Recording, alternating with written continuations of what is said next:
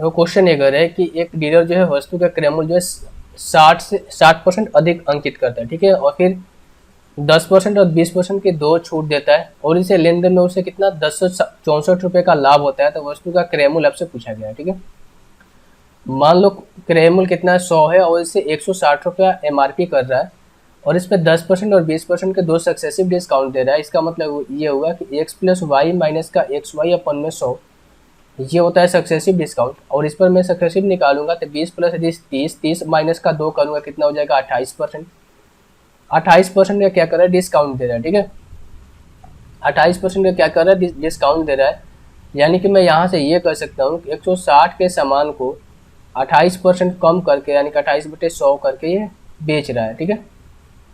ये कितना हो जाएगा आपका, ये हो जाएगा कितना 280, और ये कितना हो जाएगा 48, और ये हो जाएगा कितना आपका 6 दूनी का 12 और 4 16, 8 8 6 14, 3 1 4, 44.8 रुपये का डिस्काउंट दिया। तो यहाँ से 44.8 रुपये हम क्या करेंगे, माइनस कर देंगे। तो यहाँ पर जो वैल्यू आएगी कितना है, 2 आएगा। यहाँ पर आ जाएगा 8 में से 4 जाएगा कितना, सॉरी 10 में से 9 में से 4 जाएगा कितना बचेगा, 5 बचेगा।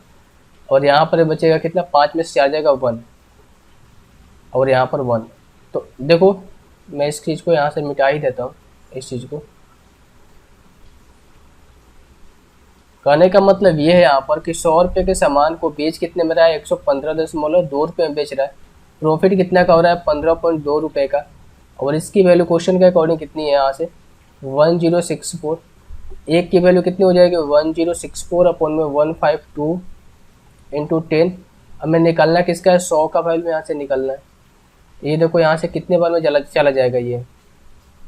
अगर मैं इसको पहले 2 से करता हूँ, 2 5 10, और एक जाएगा 2 7 14, या फिर इसको करता हूँ ना,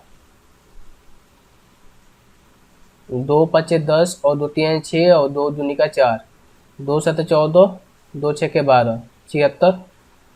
अगर 76 को 2 कब आएगा, अगर मैं 6 गुना 7 करूँगा तो 42 आएगा। 7 गुना 7 49 और 4, यानी कि कितने बार में कटेगा भाई, 7 बार में कटेगा। तो क्रय मूल्य कितना आ गया आपका, 7000 रुपये आ गया। Option number B.